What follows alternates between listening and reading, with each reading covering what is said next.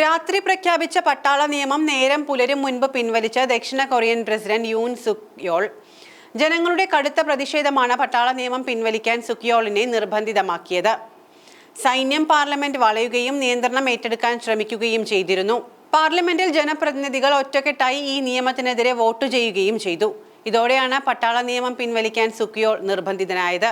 കഴിഞ്ഞ ദിവസം രാത്രിയാണ് രാജ്യത്തെ കമ്മ്യൂണിസ്റ്റ് ശക്തികളിൽ നിന്നും രക്ഷിക്കാൻ നീക്കം അനിവാര്യമാണെന്ന് പറഞ്ഞ് ദക്ഷിണ കൊറിയയിൽ അടിയന്തര പട്ടാള ഭരണം ഏർപ്പെടുത്തി പ്രസിഡന്റ് യൂൻ സുക്യോൾ രംഗത്തെത്തിയത്. പ്രതിപക്ഷ നേതാക്കളും പ്രതിഷേധക്കാരും പ്രസിഡന്റ് യൂൻ സ്ഥാനമൊഴിയണമെന്ന് ആവശ്യപ്പെട്ട് പ്ലക്കാർഡുകളുമേന്തി ദേശീയ അസംബ്ലിയിൽ റാലി നടത്തി.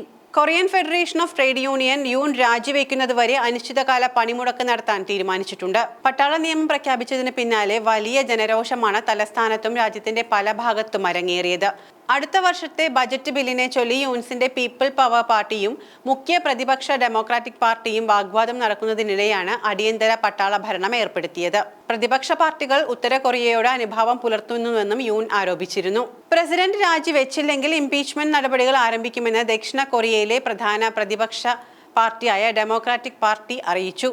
സൈനിക നിയമം പ്രഖ്യാപിക്കുന്നതിനുള്ള മാനദണ്ഡങ്ങൾ പാലിക്കുന്നതിൽ യൂൻ പരാജയപ്പെട്ടുവെന്ന് പറഞ്ഞ ഡെമോക്രാറ്റിക് പാർട്ടി ഇത് ഭരണഘടനയുടെ വ്യക്തമായ ലംഘനമാണെന്നും പറയുന്നു. ദേശവിരുദ്ധ കാര്യങ്ങളെ ഇല്ലാതാക്കാനും സ്വതന്ത്ര ദക്ഷിണ കൊറിയയെ ഉത്തര കൊറിയയുടെ കമ്മ്യൂണിസ്റ്റ് ശക്തികൾ ഉയർത്തുന്ന ഭീഷണിയിൽ നിന്നും സംരക്ഷിക്കാനുമാണ് അടിയന്തര പട്ടാള ഭരണം ഏർപ്പെടുത്തുന്നത്. ജനങ്ങളുടെ തൊഴിലോ ജീവിതമാർഗമോ ഒന്നും കണക്കിലെടുക്കാതെ കുറ്റവിചാരണ നടത്താനും സ്വന്തം നേതാക്കളെ സംരക്ഷിക്കുന്നതിനും വേണ്ടിയാണ് പ്രതിപക്ഷ പാർട്ടികൾ ഭരണം സ്തംഭിപ്പിച്ചത് എന്നും യൂൻ സുക് യോൾ ആരോപിച്ചിരുന്നു.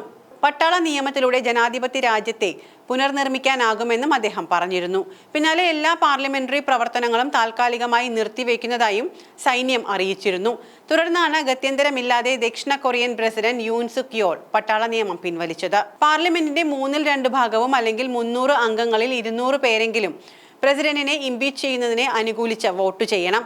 ഡെമോക്രാറ്റിക് പാർട്ടിയും മറ്റ് പ്രതിപക്ഷ പാർട്ടികളും ചേർന്ന് 192 അംഗങ്ങളാണുള്ളത്.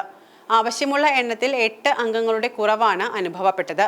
പട്ടാള നിയമത്തിനെതിരെ വിധിയെഴുതിയ 190 നിയമനിർമ്മാതാക്കളിൽ 18 പേർ ഭരണകക്ഷിയിലെ അംഗങ്ങളായിരുന്നു എന്നതാണ് ശ്രദ്ധേയം.